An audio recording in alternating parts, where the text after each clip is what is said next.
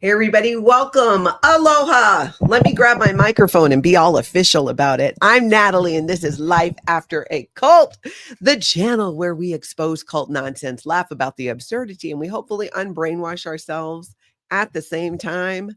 All right, I'm live, I'm caffeinated, and I'm fully prepared to overshare. We're doing an Ask Me Anything today and shaking it up. I don't get to talk to the chat as often when I'm doing my regular recap, and we are long overdue for a chat and Ask Me Anything. So if you got questions, good, because I've got 35 years of cult baggage, a sprinkle of sarcasm, and honestly, zero filter left. So grab your coffee, grab your emotional support animal, whatever you need. Put your questions in the comments. Thank you, moderators, for being here on this early Saturday. This is earlier than my normal time because I have plans this afternoon with the adult females in my family, and I'm heading out to my sister's. So we thought we'd go earlier. Thank you, Northern Girl. Nancy Stitching got me this. I put it on my Amazon wish list, and I got to tell you, I'm going to go back and put on every color because I love it. It's comfortable. And that's a big thing, right? With clothes, especially for me, because I'm big on the sensory part of it. If something feels weird, I don't like it. But this is super comfortable. Hey, Valerie. Woohoo. Great way to start my Saturday with Natalie right here in beautiful wine country, California. Oh, that sounds so lovely. I've never been, but I've heard it's really beautiful out there. Welcome, everybody coming in. Aloha. Aloha to everybody. Hey, JB. Robin Miners, good to see you. That's right.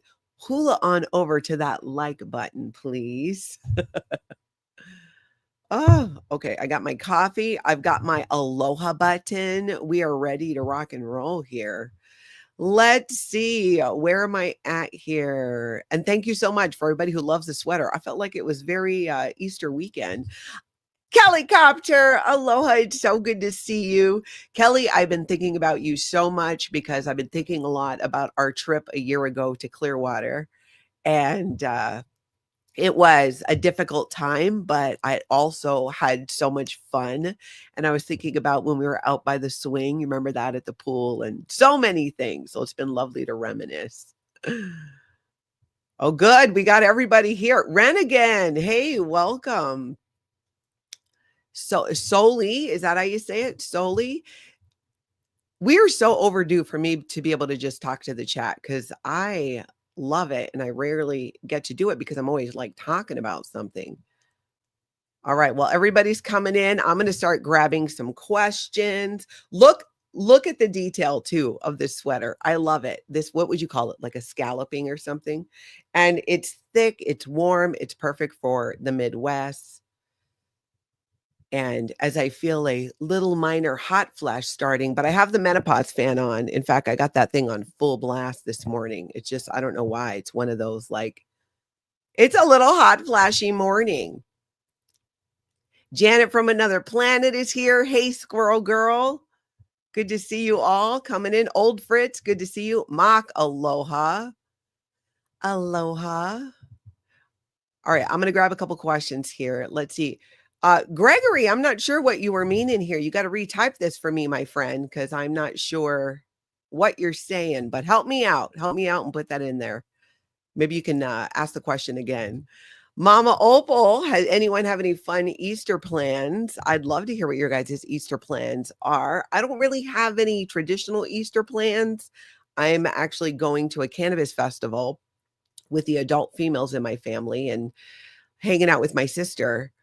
And tomorrow, I actually don't really have any plans. So I will probably actually get some work done because, I'm heading out to Hawaii coming up in less than 2 weeks. And I'm realizing like, wow, there's a lot I wanted to do and some pre-recorded videos I wanted to get done.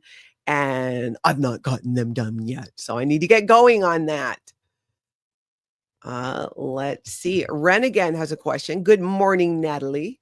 Good morning, Mama Opal, Northern Girl. Good morning, chat. Since it's Easter tomorrow, my question is, do you have a faith base or belief system that you have since leaving the cult? That is a fantastic question. I do not. No real system. When I think about spirituality, I think about it for me today in terms of energy. I don't know fully what happens when we die, but I feel like I don't know. We seem to, you know how like you can we all to a degree, like my sister and I, we were watching a show the other night and I'll say, "Oh my gosh, is that?" And she'll know exactly who I'm thinking of. Usually, I can't remember the name if we see on the show, and she's like, "Yeah, that's totally her." Like, how many sentences I'll say that aren't full communicating sentences, and Lana will know exactly what I'm talking about. I think that's very common with siblings and people that we're close to, but kinda how do you explain that, right? And I've had that experience even with people I don't know as well. So, I think to a degree, we're all energy. I don't even know. I can't even fully articulate it, but I don't really have any set beliefs around it. I'm open. I'm very open-minded. You hear that, Office of Special Affairs? I'm open-minded. All right, let me grab another question here. I also have my list of questions from that I've been getting from many people. And one of those was, what's the weirdest belief you had to pretend to agree with in Scientology? Um, in fact, you know what? I'm going to cut and paste that and I'll just throw it in the chat there too so I don't lose track of what that question was. So it's what's the weirdest belief that you had to pretend to agree with in Scientology? The interesting thing about that question is there's a lot in Scientology I wasn't necessarily pretending to believe. The things I wasn't sure about, I just wasn't sure about it. And I just did not voice my doubts or questions because that would lead me into having to pay for a whole bunch of reprogramming and all of that. You know, they would just use it as an opportunity to get more money out of me. But I do believe, I think the weirdest thing would probably, I mean, honestly, it would have to be not so much the story of Xenu and Body Thetans and how that happened, but the procedure of auditing that you did to handle it. We talk a lot, you guys hear a lot about Body Thetans and Xenu, the Galactic Overlord. You hear a lot about that. But the actual procedure, what we had to do when we located a Body Thetan on the e-meter telepathically was run them through what in Scientology is called an incident. So this incident was weird. It didn't make a lot of sense. It was like a snapping sound, a chariot, a cherub in a chariot. It was just like these random things. And it didn't totally make sense to me, but I'm like, fine, this is how we do it. This is how we do it. I'm just doing it just so I can get through it. But the procedure to me is stranger than the actual story of Xenu and Body Thetans, in my opinion. YT Watcher, some people have reported that if you leave the Sea Org, you don't talk about the Sea Org experience with your family. I know that was the case in your family too. Is that generally the rule? Absolutely. If you leave the Sea Org and you want to maintain your standing, your good standing with Scientology, you absolutely cannot talk about your Sea Org experience with your family unless it's something that just sounds good. Absolute good news. So outside of that, no, you cannot talk about it. You can't talk about most of it. And if you were at the international base, even more so. Now, if you don't give a crap about your standing in Scientology, then talk away. But if you have family who are Scientologists, then you'll probably lose that family unless they're ready to actually leave as well. Sandy McKenna, how do you decide which cult stories to cover and which ones feel too off or uncomfortable? Oh, Sandy, that's a great question. Primarily, the stories I decide to cover is largely based on all of you, my audience. I consume a lot of content on YouTube for Scientology content and cult content, but there's no way I can watch it all. So when I hear from my viewers, my subscribers, when you guys email me and send me things, multiple of you will send certain things, and that helps me see, okay, this is something they want to talk about. This is something that they want to, discuss. And there really, I don't think there's been a situation, rarely, where it's anything that was really off or uncomfortable. As you guys know, I don't on my channel, I have, I focus on Scientology and cults and my life after a cult. Um, so there's like no shortage of things to cover. Usually they're just too much to fit in to a recap when I'm doing a recap. And I have such a long list of ideas of what I want to do, even for some of their videos about the topic as well. But I do use feedback from all of you, or at least based on what you send me, Natalie at lifeafteraccult.com, to decide what makes it into the recap. Like it's what you're talking about. What is it that you're really interested in? And it's funny because sometimes I've gotten some criticism in the past for not covering certain things, but nobody sends that to me. Literally nobody. So it's like, well, my audience isn't interested in that. So I tend to, on YouTube, the game is to create content that your audience is there for. And that's what I try to do. Hey, Damien. And thank you, Antics of a Mama Squirrel, for the reminder to hit that like. Let's see here. I'm scrolling down. Okay, so here's Reprise 53, a practical one. That the only way Scientology could exist is everyone having to be a fundamentalist. You're here on the same terms as the rest of us, win or die in the attempt. That's right, keeping Scientology working. And you're right. I'm not sure. Let's see, a practical one. The only way Scientology could exist is everyone having to be fundamentalists. I agree with that. I think of it more in terms of even extremists in the way, which I'm not 100% sure what the difference is between a fundamentalist and an extremist. You know what? Let's find out. Difference between fundamentalist and because I often think about many people in Scientology as being extremists when it comes to Scientology. So says a fundamentalist is someone who believes in returning to or strictly following the core or original principles of a belief system. An extremist takes those beliefs and pushes them to the most radical end, often justifying harm, violence, and oppression. So it is both, in my opinion, where I think a lot of Scientologists are fundamentalists. L. Ron Hubbard wrote Keeping Scientology Working. And per what Reprise was just saying, there's a quote in that says, right, you're here on the same terms as the rest of us. Win or die in the attempt.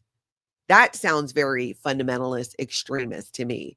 And you do have to be in that fundamentalist mindset, in my opinion, to be the Scientologist that Scientology wants you to be. All right, I'm catching up here. Oh, and thank you for the reminder, Mama Opal. Tuesday, we are doing our members only stream. I think we're doing it at 4 or 4:30. Thank you for that. Damien says, when my brother died, he was a longtime Sea Org member. They didn't want me to mention that he was a Sea Org member because he had an accidental overdose. And the president of a celebrity center, Karen Hollander, told me, that's probably finishing somewhere, but I would assume told you to not say anything. Very typical, again, for Scientology to cover up. They don't want it out there that someone who is a Sea Org member or someone who's reached the state of clear or operating Thetan has any problems or issues. It's crazy. You have to hide it and cover it up. That's why I got so much trouble for taking a strip fitness class when I was in Scientology, because I was operating Thetan level 4, and they said that was unbecoming of an OT, of an operating Thetan.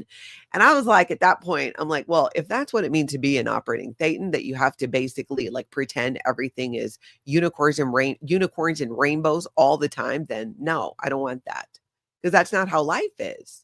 It really isn't. I agree, Julia. It's so sad. I wish Scientology could lose their tax-exempt status. Absolutely. Afila, what was your biggest gain after leaving the Scientology cult, or maybe a highlight? The sense of freedom.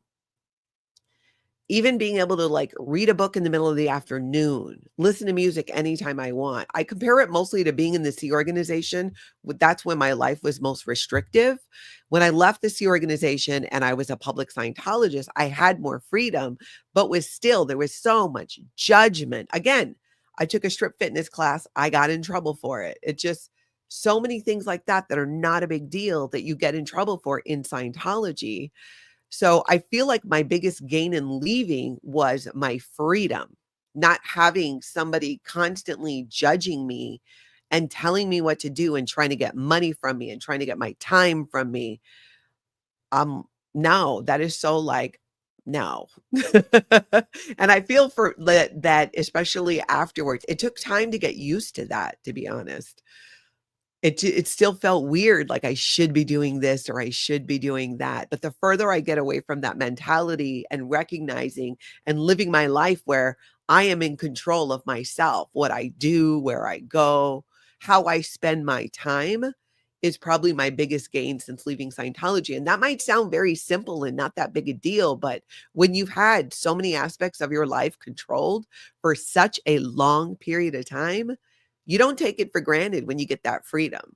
And I think a lot of times we don't appreciate the freedoms that we have that we take for granted until you don't have it anymore. And simple things, but just like choosing to relax and read a book, or it sounds so simple, but those are really big things for me. They still are, because I appreciate it so much. Judy, I'm glad you love Ask Me Anything. Sending strong aloha vibes. I love that. Rosanna, what was your biggest adjustment when you left? My biggest adjustment. I think my biggest adjustment was getting rid of the Scientology think, right? Certain things happen in life. And as a Scientologist, the solution, the L. Ron Hubbard solution is what comes up in your mind. Oh, this is happening. I need to do this. Breaking free from that, I would say, was probably the biggest adjustment that I had to make, because it took work, a lot of work. And even though I've been out of Scientology for 15 years, honestly, I still feel like I'm struggling with that at times. But I mean, I win, I do it, but it still takes an effort. I mean, I've been out for 15 years. I was in for 35 years. So I just think it's just it's just going to naturally, some things are just going to take time. All right. Let's see. Thank you, moderators, for dropping all the links and stuff. Julia, I feel too, if they want fresh air, they get in trouble for that. That's why they're not free. Exactly. Yeah, you could just go walk outside and go for a walk when you're in the Sea Org. Mock, how much do you think the first 5 years in the Aloha Spirit were a factor in your ability to withstand aspects of the mind control? So I was born and raised in Hawaii. I think a lot of you might know that. And I very much grew up in that culture. And it was complete opposite of Scientology. Now, in Scientology in Hawaii, there's a little bit more of that Aloha Spirit, not a ton, but a little bit more. And when I started spending time with my family on my dad's side again, that were never Scientologists, I was more connected again to that Aloha Spirit when I was about like 13 or so. And it was a huge influence in trying to maintain that connection. And so it was the first 5 years of my life, but even throughout my life. And then when I went into the Sea Org, when I left when I was 15, and I went to go do training in Los Angeles. And then I went back to Hawaii a couple times, went back and forth, and joined the Sea Organization when I was 17. And it is the thing that they want to work out of you, because they think you're being too nice. It's like, no, I'm being kind, and I'm trying to be thoughtful. It's just like, I'm trying to be a good person, and Scientology constantly trying to sabotage my walk with Jesus. You know what I'm saying? Like, I'm just trying to be better, and in the ways that I felt was in alignment with that side of my family and that part of my upbringing. And it almost constantly conflicted with Scientology, but it was still there. So I very much lean into that now, since being out and leaving Scientology, because it is really more who I am. That's a great question. Let's see. Mama Opal, do you think that is why you have to make yourself go outside for fresh air and a walk, all the years of not being able to do that? Yes, I do believe it is. And Mama Opal, that's a great point. And she knows because it's like I have to make myself go outside sometimes. I'll just be working and doing my thing. It's crazy because it wasn't maybe it had such a big impact, I feel, those 35 years in Scientology in shaping habits and how I saw things and what I did, that even 15 years out of Scientology, I still struggle with some of that. And that's just, I think to a degree I will. But I have to like really like force myself like, no, this is part of taking care of yourself. This is part of loving me. Me loving me involves going outside, taking walks, doing things like that. But it is a struggle. And I do think that that's why, even though I've had the freedom to do it for a long time, it still conflicts in my head. I feel like, and I have a lot of, I mean, I could do I could work nonstop. Like there's no shortage of things to do. But, I shouldn't do that. I got to like what I'm doing today. I'm taking some time off and going with the adult females in my family and we're going to spend some time together. Old Fritz, Natalie, is Lana still a regular sleepover guest? I love how close you are and how supportive she's been for you. I'm the same with my sister. Being in Scientology must have made it tricky. It did. And yes, she does. In fact, she was here Thursday night. Um, she was here Thursday night and slept over, and I'm going to be sleeping over her house tonight. So absolutely. And yes, we're incredibly close and supportive of each other. And yeah, being in Scientology did make that tricky because my sister left Scientology in her early 20s.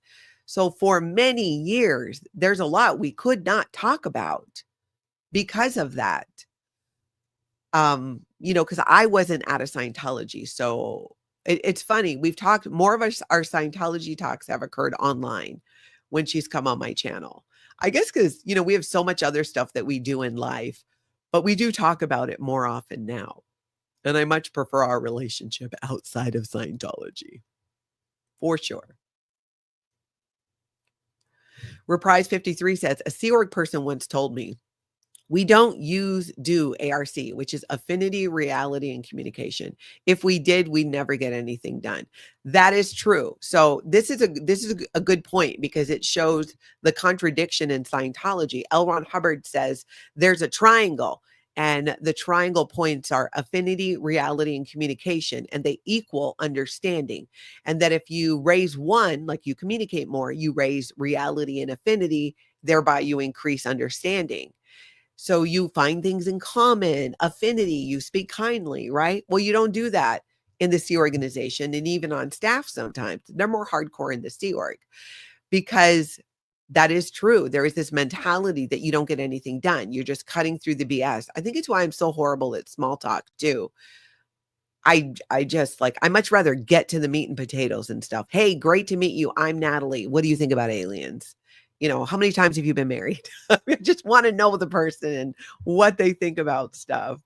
Because we definitely didn't do any small talk in the Sea Org and very little in Scientology as well that wasn't Scientology related. But you're totally right, Reprise 53. That is so a thing. Afila, yes, God forbid your church doesn't want you to be kind. And that is very true. You get in trouble for that, being reasonable. If you show compassion or grace to someone, you're being reasonable, which is not a good thing in Scientology. You're making it okay for them to be out ethics or whatever it is. There's no grace, not there, none of it. Theta Baby, do you feel you were trafficked in this organization? That's an interesting question because at the time I did not know what human trafficking was. I did not know that them sending us, you now have to go here and work and go here and work and you have no say in it. I mean, that's human trafficking and not being paid hardly anything. I didn't think that at the time. Honestly, I didn't even think it after I left. It wasn't until I got on YouTube and started hearing that more and realized like, holy crap. Yes, that was trafficking. My sister absolutely was trafficked into the Sea Org at 14. So I see that now. So my answer would be yes. I just, at the time, I didn't see it. So much in Scientology, as Scientologists, we see it as being normal. and just how it is, that's our normal. And that's why I love my connection to so many of you, never in Scientology, but all in on ending this cult, because your reaction to things helps me understand how crazy, bizarre, and not okay it was. Even things that I think weren't so bad, right? Things that I've somewhat normalized. Even being followed and stalked by Scientology, I'm like, yeah, not that big a deal. But it is a big deal. It is not okay. It and it still doesn't really bother me that much, but it's still not okay. It's not normal behavior. And many of you help me see that, there's some things I talk about, I think sometimes a little too, what would the word be? Like it's not a big deal. If I'm making sense, like it is a big deal. It should not be being done. But I guess because I had it happen so many times and I'm like, whatever, you want to follow me around? Okay. I just like, I don't know what you're gonna, I go to the post office, I go to grocery stores. Good morning, Dusty. Yep, you're OSA. That troll you have, Dusty, I've blocked that troll. It's so ridiculous. And I sent you a message, Dusty, because if you give them oxygen, they keep doing it because they do it for attention, like a little, kid throwing a fit. Hey, Jojo Bananas. Fat Grammy, good to see you. And thank you. A very, very kind subscriber got it for me off my Amazon wish list. And like I said, I'm going to go add all the colors. I love it so much. It's soft. It's comfy. Thank you. Yeah, it's totally trafficking. Absolutely. You're right, Onyx. I know that now, but didn't see it that way at all at the time. I really didn't. Janet from another planet. Do any Sea organization members confide in each other, or are they all too worried about knowledge reports being written? Too worried about knowledge reports being written, in my experience. I mean, even your spouse. Remember, my 2-year plan to leave Scientology, I was well into the 2 years before I even told my husband at the time, because I was not convinced he wouldn't rat me out to Scientology. So yeah, no, I would say too worried about having knowledge reports written on them, because there's a rule in Scientology that if I don't report you for the crime in Scientology's eyes, whatever it is you're doing, I will be found guilty of it as well. That's why. And then the snitch culture, we're indoctrinated to believe we're actually helping people by doing that. And we're not.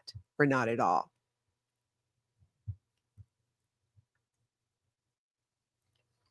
No problem, Theta Baby 76. That was a great question. Let's see. MS, did you have one particular aha moment when you knew you had to leave Scientology, and how long did it take you to leave once you came to this conclusion? So there were multiple times where I was like, I don't want to do this. This doesn't feel right. But again, it's all I knew. It was my entire world. So for a while, I felt like it was me. Like, did I just not want to, question my existence? Why am I so unhappy? Why am I not like vibing with this? Because it was so against who I really was as a person. That's why. And so even though I had multiple times, like when they tried to get me to end my pregnancy when I didn't want to, I was like, this is insane. Like, but it wasn't an option for me at the time. I would have lost my whole family. I had no resources. I didn't even have a bank account. I didn't have a driver's license. That's very common with people in the Sea organization.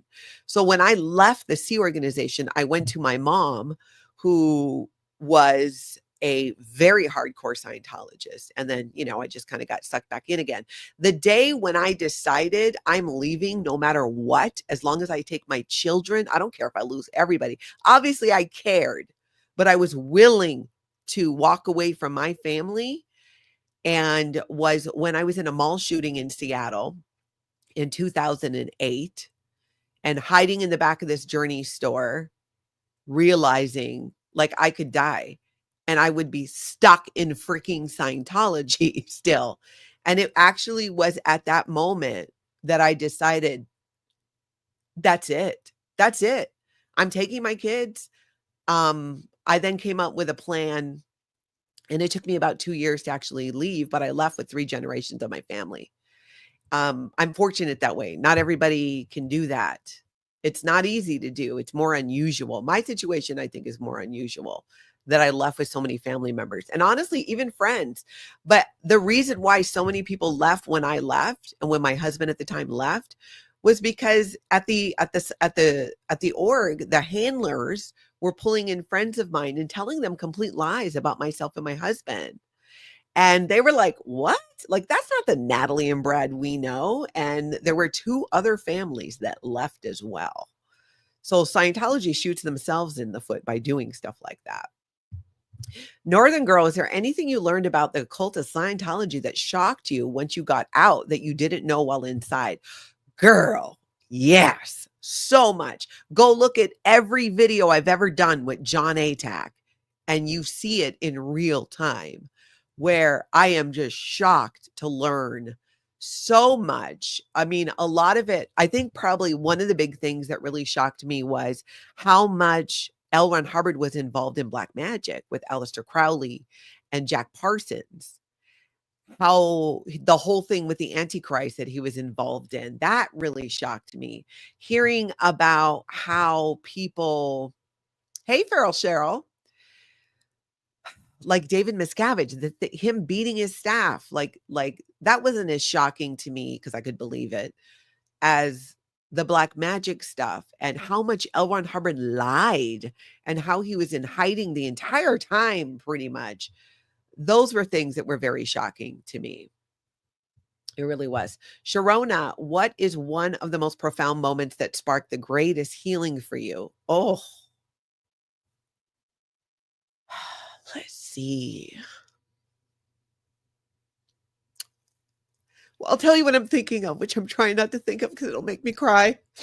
Fortunately, someone sent me more tissues. You know who you are. And I got your box. It is amazing.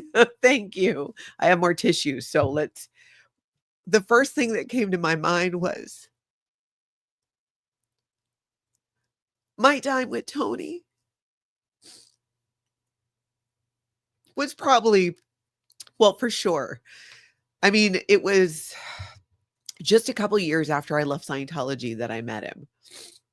And I really hadn't gotten anywhere, I felt like, in my healing in those first 2-3 years. And during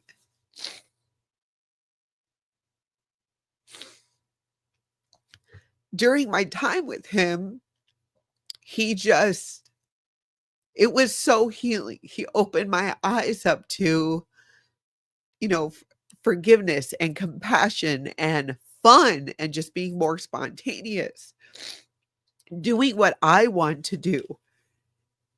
He asked me all the time, what do you want? What do you want to do? And I would be always like, well, I don't know. What do we need to do? And I had the same reaction to, what do you want to eat? What do I want to eat? Well, what do we need to eat? What's in the fridge that's going to go bad? My whole life was about what I needed to do and never about what I wanted to do. And Tony was the first person that ever asked me what I wanted, whether it was what I wanted to eat, what I wanted to do, what I wanted to be, where I wanted to go, all of those things. Thank you, Dusty. That's very kind. So I would say now I lost that question. There it is. But I would say it wasn't a moment. It was multiple moments put together. But it was that, I think that was the biggest part of my healing, was just being asked, what do you want? And somebody asking who actually meant it. I had never experienced that, really. I'm sure like here or there. Thank you, you guys. But that was so huge. And it took me such a long time to get to the point, and I'm still working on it. Thank you. Tony would be so very proud of you. I agree. I think that he would, because now I'm trying to start every day with, what do I want to do today?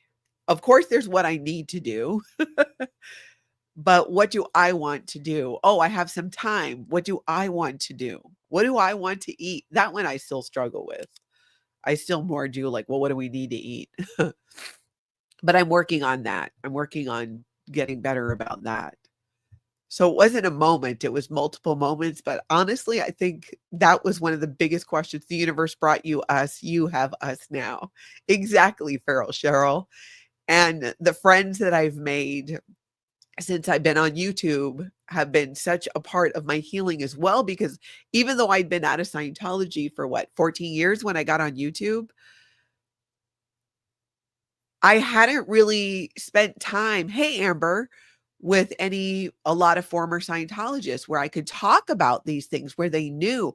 I had talked about Scientology to Tony and to other friends of mine, but there really weren't that many people that I could really talk about it with who understood. And this community gave me that, where I have all my friends here, all of you who are never in Scientology, but all in on ending this cult. And then the other friends that I've made and I've gotten very close to, where I've been able to have a lot of those conversations about Scientology and how we see things and talk about it. And a lot of them take place here on videos where it's a game changer. I think it was for me. The more I could talk about Scientology openly and publicly, the more I felt it helped with my healing. For me, that's how it worked out. I don't think that every person who's a former Scientologist, needs to do that, but it helped me. And the connection that I have with the friends I have now and all of you has been absolutely huge. Now let me catch up. Let's see. Yeah, you're right, Julia. Children are being trafficked from country to country and state to state. They do it to cover up SA. Yes, they do. And they don't see, they don't see kids as kids, as you know. Let's see. 1 Hour Skull. Is God called the Theta universe in Scientology? In Scientology, God would be referred to as the eighth dynamic. There are 8 dynamics in Scientology. Each one is, they say, like it's like yourself, then yourself and your family or romantic partner, groups, mankind, plants and animals, spirituality, and on and on. And then the 8th one is the God dynamic, or the supreme being is more how God is referred to in Scientology than as anything else. But there's really not a relationship with the supreme being, even though it's one of the dynamics. I think Ellen Hubbard just made that up, put it in there to be more relatable to Christians or other faiths who have a relationship with God or a supreme being. So that is what it is called. Let's see. That one.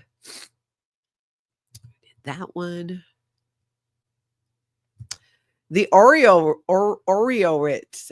Do you think there are cult of Scientology members at Coachella Music Fest? I think there could be, or at least the children of.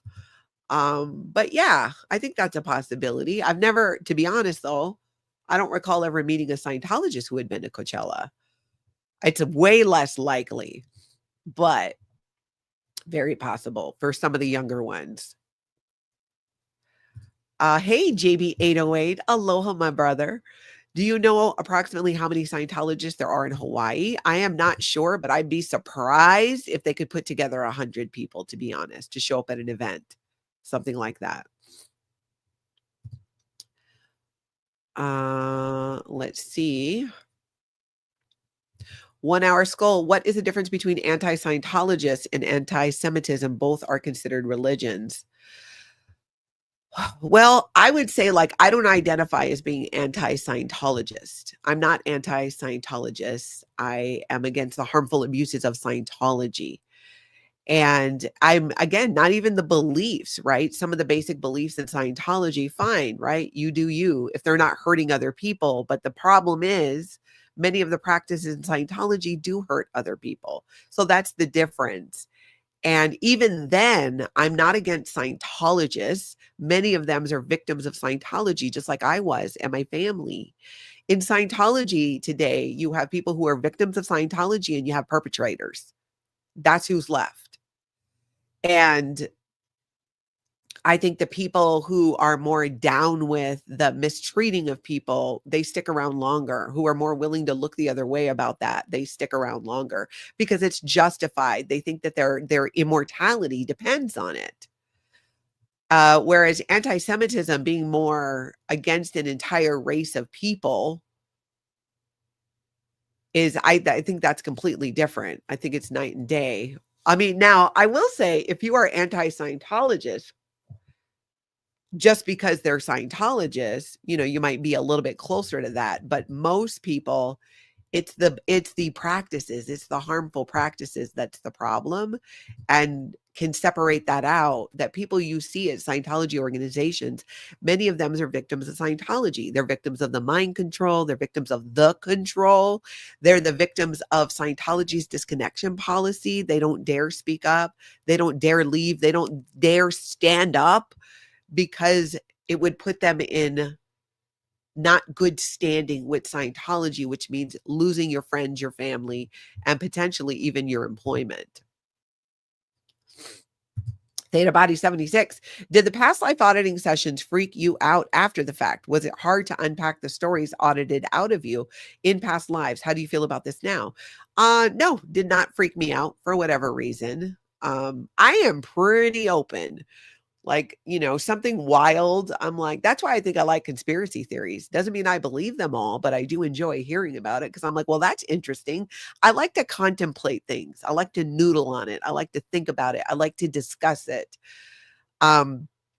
So nothing really freaked me out when it came to past life auditing. Because again, I grew up with the belief that reincarnation, that's what happened, that I had lived multiple lifetimes and I'll live many more. As far as how do I feel about that now, I think that a lot of what came up in auditing was probably my imagination to fit the scenario. And I don't know now. I don't know what I believe today about if we've lived before and will live again. I honestly, for me, I don't know. I consider all of it, but I've not decided for me. And I don't know if I ever will, because how do I know? How do any of us really know? You don't. I guess that's what faith is in other religions, is you have faith, right? They're not scientifically based. You have faith in God. You have faith in the Holy Spirit. But in Scientology was very much presented to us as fact, science. Dianetics is a science of the mind. That's different. It wasn't so much as a spiritual belief, more so in Scientology, though. Let's see. We answered that one. Let's see. Valerie, Nat, you feel like a friend who would be the calm in a storm. Your energy makes others feel safe and seen. Who is your rock? Wow, that's very kind. Thank you. Of course, I want to cry again because, I lost my rock. And right now, I've been finding comfort in me. I've been trying to be my own rock. I've been trying to love myself the way that Tony loved me. And it does help. It does help. I have amazing friends who also I lean on a lot, who are also would be my rocks as well, I guess. But I really try to focus on, and I've been thinking about this too lately, all that love that Tony and I had for each other is still there. And I realized that the love he showed me and the care he showed me, I have to do that for myself now. And by loving myself and taking care of myself, that helps me feel more whole and more like I'm doing it right. Because that's what he always pushed me to do for years, way before he got sick. Give me just a second. You know, there's this thing on StreamYard where you can pause, but I don't know where it is. So I need to blow my nose. So if you could just give me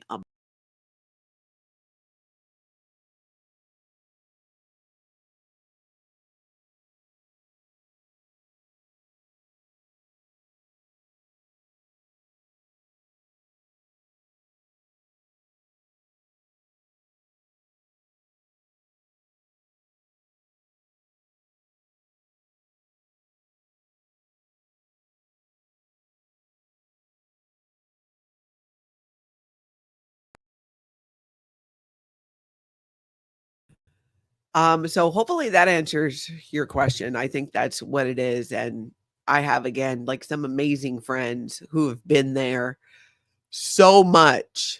I've shared some of that with you guys, but in ways just behind the scenes that we've not even talked about that have been amazing. And you know all of them. You know them. You see them here on YouTube and off of YouTube. It's been absolutely amazing.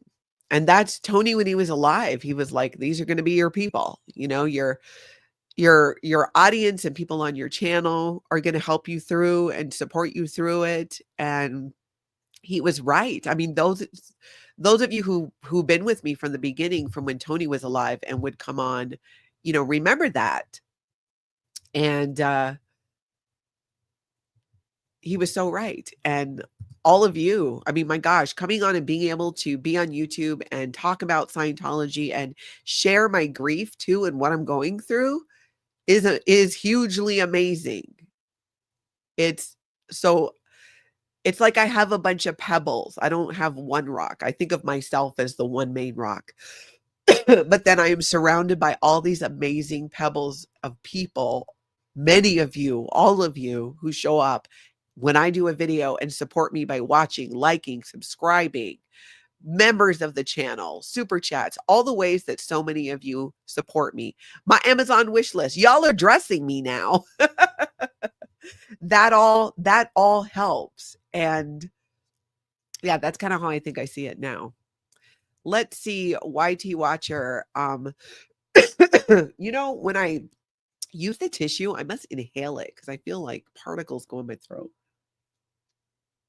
of the tissue. You've mentioned how stress caused severe muscle spasms and issues with your back, really horrible pain. Is this better? Yes, it absolutely is better. It's not gone, but it is better. YouTube Watcher. It's a combination of things. My neurologist, they diagnosed it as this thing called functional neurology, where your brain rewires and then it completely messes up your nervous system. And I've gotten better and better. There was a time where I couldn't walk. I was in the hospital. I had to work back to walking again. I had to use a cane for a long time. Hardly anyone knew because I hid it because I could get by without the cane. And so if I were showing a house or something, I would just go do it. But then that was part of what was prolonging my recovery is I wasn't using the tools. I refused at the time. I even had a handicap parking thing. I refused to use it because I could walk to the door. But after enough time, my physical therapist and neurologist got me to see that you're overdoing it all the time and you can't heal when you're constantly overdoing it. And for me, overdoing it was a certain amount of walking. So little by little, I got stronger. Doing therapy helped. I got stronger and it is better, much better. You know, now I got other problems, menopause, you know, and still the functional neurology stuff, but it's not as bad as it was. I've come a long way. I work really hard to protect my sleep. I've been so much better lately, you guys, I'm taking my vitamins again. I'm taking electrolytes. I got a really good protein powder I've been using, all the things that I need to keep the show on the road for me. I've been pretty good lately. Like the last couple of months, I think. No, not couple of months. The last 3 weeks, to be honest. It's just been 3 weeks, but it's going really well. It's going a lot better. Let's see here. Itchy Thane's got a comment. I'm grateful for the thoughtful commentary and your joy that you share with me and the rest of those who watch you. Thank you for escaping with 3 generations of your family. I appreciate that. Thank you. Thank you for being here. I hope you guys know how much I appreciate you. Let's see. 1 Hour Skull. Do you think a neticist would help you with Tony's loss? Is that a joke? So a neticist is New Era Dianetics. It's a Scientology process. Absolutely not. I don't. I don't. If other people think that that would be helpful, that's your belief. But hands down, no. I will never touch anything close to Scientology auditing, any Scientology procedure. I want zero to do with it. It is not a part of my life whatsoever. I think that answers the question, though. Jamie, good to see you. What do you think of the Aftermath Foundation? The Michael J. Rinder Aftermath Foundation now. I think they do good work. They just put up all those billboards. I don't know. I think I might have met Mark and Claire one time years ago. But I haven't met a lot of people on the Aftermath Foundation board. I'd met Mike Rinder a couple of times. Maybe twice, I think. But I think they're doing good work. I know there's been disagreements at times and, personality clashes, but at the end of the day, they're doing good work. They're doing those billboards, they're creating content, they're exposing Scientology, and they're supporting people who leave Scientology. Unstoppable SP. Aloha. Thank you so much for the super sticker. And Susan Good Grandma. Aloha. Thank you for being a member for 12 months. That's crazy. I just cannot believe that it's been that long. That's fantastic. Maria, he's looking from where he is like my dad and still helps you. Maria, I believe that 100%. Sometimes the craziest things happen and I'm like, I don't have an explanation for that beyond, it being Tony, or whether you want to call them like guardian angels. I don't know.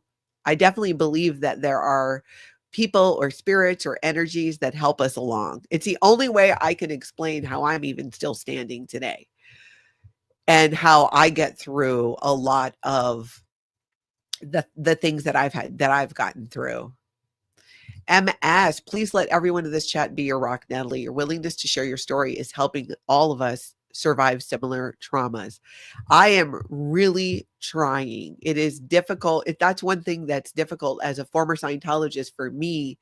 And honestly, I think some of you can relate to it too. If you had to raise yourself, we tend to become hyper independent, which is not a good thing necessarily. It's not what would be like in the zone of the healthiest zone with that. And I was no different from that. And I have learned one thing Tony's death has caused is I've had no choice but to lean on people, and I've gotten more comfortable doing it. I've gotten more comfortable talking about what I need. Even bringing back my Amazon wish list was huge for me because that's me saying, I like these things. This is what I want. And I laugh about it because it's so the opposite of how I was before. And there's something so freeing in being unapologetic about it. Like, I like surprises and presents. I enjoy it. It helps me. I love opening packages and I don't know what's in it.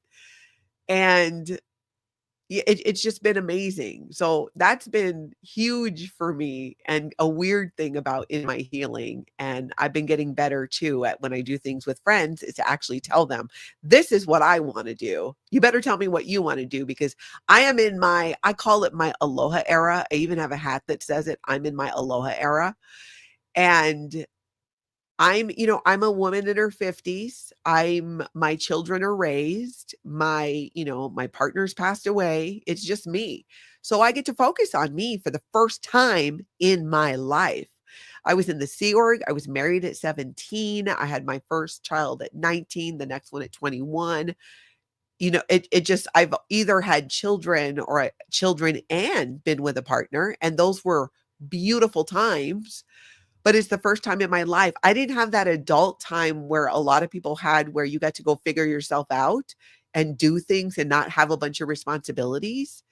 I didn't. I've always been saving the planet since I was 8. It's a big job. And now I'm not. I don't feel responsible for a bunch of people because I'm not. I can only control what I do. And my desire to control what a bunch of other people are doing that are outside my control is none. I'm focused on me. And that is new to me. And I got to be honest, I'm loving it. I do.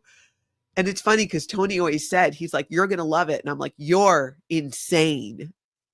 Um, because he talked about it all the time, what life would be like for me after he was gone. And I thought, how can you act like that's a good thing? You know, how can you act like I would be happy?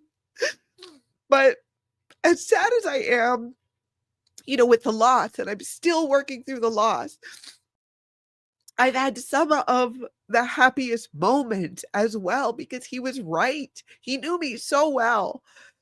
He's like, "You're gonna thrive only having to focus on yourself." And I was like, "Why would I?" I didn't think that it was possible, but he was right. I'm loving it. I'm loving it, and I recommend it. Think, you know, what do you want? What do you want to do? Now, if you're in a state, your stage of life where you're still raising kids, you can still think about yourself and do more for yourself. I feel like parents, especially moms, are the worst at self-care and doing things for themselves. So at my house, I've been trying to set up like these stations. It's the F at 50s, the era of you time. Yes, Robin Miners, I feel that so much. And so at home, in fact, I've been putting on my Amazon wish list like all these little things because I have this whole toolbox. I've turned the garage into a she shed and I'm putting like little things in it. So when people come over, we can do the massager, we can do masks, we can just chill and be outside, but pamper ourselves. So I'm trying to create that environment for other people too who come hang out with me because all of my friends don't pamper themselves in the way that they should. And these are little things, but it makes a big difference. Fat Grammy, that is so kind. You're a hero of mine. So right back at you. I appreciate that.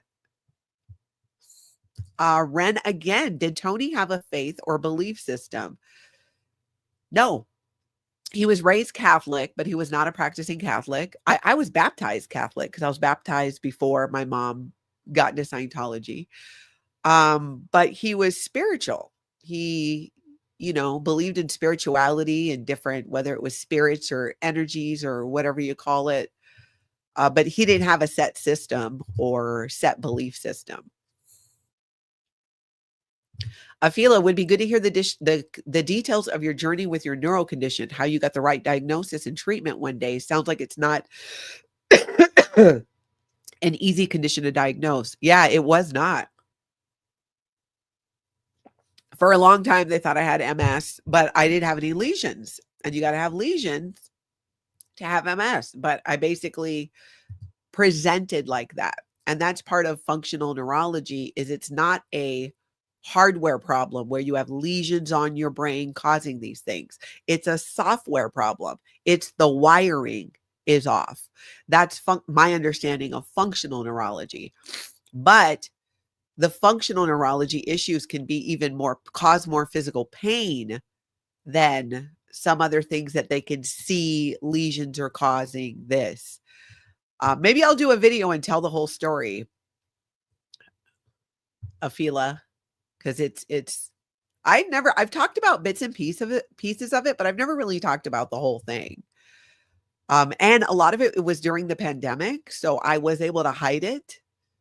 Because I had a hard time admitting that I couldn't do certain things. And remember, my background in Scientology was you cannot be a victim. You can't be a victim. So I really struggled. I didn't want anybody to think I couldn't do my job because I was having physical limitations. I was literally handicapped and not admitting it, even though my doctors were like, yeah, you need a handicap accessible thing. And when I started using it and when I started using the cane when I was supposed to, I started getting better. So they were right. I was just doing too much, which is my tendency. But I have to keep that in mind. In fact, Mama Opal, if you're here, can you remind me of that? Or Nancy? I want to do a video about that because it really ties into my Scientology story, because becoming disabled humbled me in a way that I don't think anything else could have. And I had to depend on other people. Oh, and here's the other thing, you guys. Tony took care of me for 2 years. I well, it was going on longer, but there was a 2-year period where I could not physically do a lot. He had to do everything. Fortunately, my job I was still able to do, because most of it was online. I could do most of it that way. But, Tony, he did everything. Ended up doing most of the cleaning and the cooking, and because I just didn't have the energy to do it. My fatigue was so bad for such a long time, and then the muscle spasms and the pain. So while I was going through my healing, um, he totally took care of me. And then when he got sick and I had to take care of him, I would remind him of that all the time. Let's not forget, you took care of me for 2 years and then some. Like, he just kept doing a lot of things even after as I got better.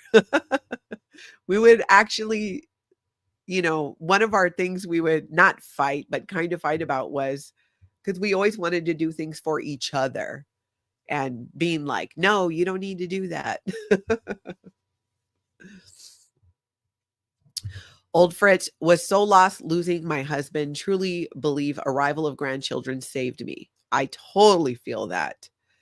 Didn't expect that overwhelming, deep, instant love. We're so close. Maybe needing to feel needed healed me. I get that, Old Fritz. I love that. I totally can see that. Maria, he reminds me, he was half Greek after all. That's right. Yes. He always said Macedonian, but I'm like, you Greek. I signed up for Greek. I'm getting Greek. His family came from I don't know, I guess the Macedonians fought the Greeks or something, but I don't know the full history. But yeah, he was half Greek and Irish. I love that. Shout out, Tony.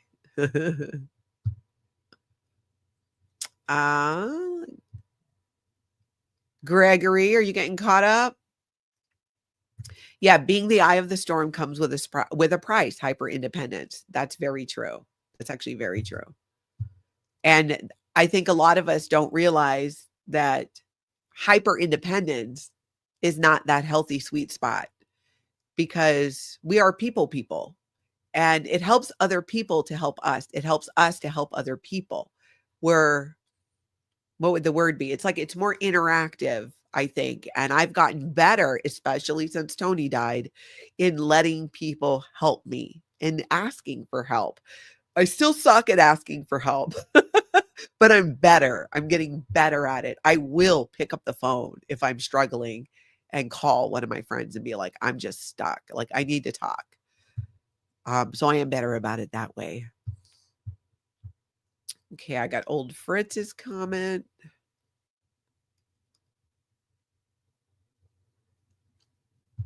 Thank you, NYC girl. I'm glad you sent me the video. I'll look for it. Let's see. Oh, Julie, I'm putting it back on. So I have to add it to the Amazon wish list, this in different colors. I wanted to see if someone got one and I'd try it and see if I liked it. Now I love it.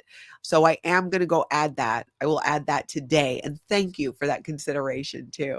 See, look, like, I don't know if you guys understand what a big deal it is for me to do something like that and accept it. It makes me laugh every time because it's so outside of, that Scientology mentality and how I was before with that hyper independence. And I put the things on the wish list that I want, but I'm not going to buy for myself. And that's what I think makes it very enjoyable as well. Yeah, Jesse, good point. Interesting. Can't be a victim, but it creates victims. People would not be victim if they didn't create them. Exactly. That's so true. Theta Baby 76, are you still being fair gamed by the church? Not really. I mean, aside from, the trolls they send in to whether it's, they don't get into my chat because my moderators are amazing. If they do, it's for a moment. And I don't engage with trolls. So not really. Um, I don't think so. It's all behind the scenes stuff. Like if they think I'm talking to somebody remotely tied to Scientology, they'll reach out to that person and try to then, dead agent me, as it's called. Well, Natalie, blah, blah, blah, blah, blah. Um, but if they are, yeah, don't know, don't care. Because, what are they going to do? But the main way I think that Scientology right now tries to interfere with those of us who are on YouTube creating Scientology content is through the chat, is through finding people that maybe don't like you and then fueling the flame. You know what I'm saying? But that's also the internet. Even without Scientology, the makeup community on YouTube has drama. All these communities have drama and trolls. And I've learned that on YouTube. So now I'm like, maybe they are, maybe they aren't. I don't really notice. The biggest thing I think is just kind of like the trolling that they do, or they try to provide information to other trolls that is outright not true, and then they run with it. Scientology, their game is all about, their fur gaming is about misinformation and trying to spread rumors and things like that. And you can usually spot it pretty easily. Let's see. Oh, old Fritz, second gen Irish. That's nice.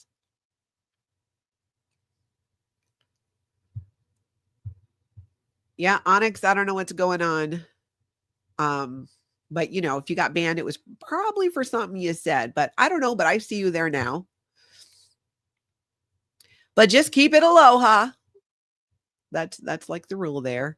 Yeah, old Fritz. That's how we keep the chat nice and kind, is not letting it get too out of control. Oh, by the way, sometimes people are accidentally timed out and blocked. And is Stasia here? Stasia Flonase? You were accidentally timed out or blocked, but I can't find you on the block list. So it might have been a timeout. If anyone knows how to reach Stasia Flonase, you were accidentally timed out or blocked, but you're not on the block list. And there's something going on where there's a couple people who reached out to me who are blocked, but they're not on the block list. And I saw another creator on their channel had the same thing happening. And we don't know why that's happening. I can't find a reason for it, but I'm not the only creator having that issue where people are getting blocked who aren't blocked. And then they can't be seen in the chat. So Stasia Flonase, if you can send me an email, Natalie@lifeafteraccult.com. I just want to make sure I connect with you and So hopefully you hear this. If you are still blocked, let me know. Send me an email and we'll try and see if we can get to the bottom of it.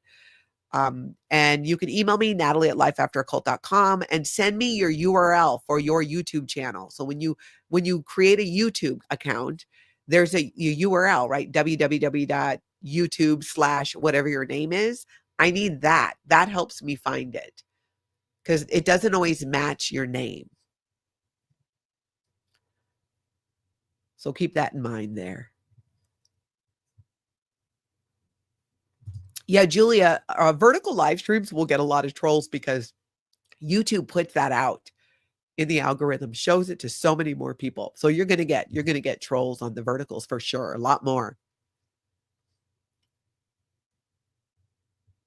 Thank you, Onyx. Let's see here. Okay, I answered that question. Yeah, if she's blocked, she can't say anything, but I think it might she might hear it on the replay and she can email me because I don't know if she's still blocked. I just know it happened one day and it was an accident and I've been trying to, but I can't, and I've not heard from her. So I'm like, dang it. I can't find her. So if you ever do find yourself blocked and you don't know why, it could have been an accident, reach out to me, Natalie@lifeafteraccult.com. Let me know your YouTube URL. And if you were blocked and you know why you were blocked, then still, if you feel like you still want to be in the chat and you can be aloha, then shoot me an email. I'm like, hey, as long as you keep it aloha in the chat, sometimes things get out of hand. We get upset. We say things when we're angry, right? Those things happen sometimes. And I'm totally willing to let that go and fresh new start. For most people, there's a couple where I'm like, no, you will be banned forever. But for most, because that, that happens, right? You get all caught up in something and you're like, ah, and then you realize like, ooh, not so much. And, you know, bring back the aloha and you're all welcome. Okay, so T's having that happen too. All right, yeah, it's been recently on different channels where people are blocked who aren't blocked. It's weird. Ah, Theta baby, I love that. Thank you so much. I intend to go back and watch those videos I did with Tony. I've seen bits, but I've not watched them all the way through, and I want to do that. I really do. It's just been hard. All right, I'm going to head out because I am going to go with my sister and my adult girls, and we are going to a cannabis festival here. So let's see. Eunice, send me an email. Mr. Swag Pants and I are looking for a trip to Kona for your 30th anniversary next 420. Tons of recommendations, including how to do it more inexpensively. So shoot me an email, Natalie@lifeafteraCult.com, and I'll send you my tips for it. Yeah, exactly, main house. We're only human and emotions can run high. It's difficult. So we can move beyond that. If you're someone that at one time was blocked on my channel for not being aloha and you want to come back in, shoot me an email. Let's talk about it. I'm totally open. I mean, it happens. We get caught up sometimes. If y'all could do me a favor and hit that like button and check that subscribe as well, that would be awesome. I've got a video that's uploading, I think at noon or 1. I forgot that I think you guys are going to like that I did with Aaron Smith Levin. So keep an eye out for that. And otherwise, I will see you probably on Monday unless I check in later. NYC girl, the 1st through the 6th. Well, I technically get back the 16th because you do the night flight of May. So happy Easter to all of you who celebrate Easter. Happy weekend to all of you who don't, but still have a fabulous weekend. Most importantly, I hope you all get out and have an amazing cult-free day and weekend. Thank you guys for listening and being here. I really appreciate it. We got some good tears today. I'm going to go clean myself up. I will talk to you later.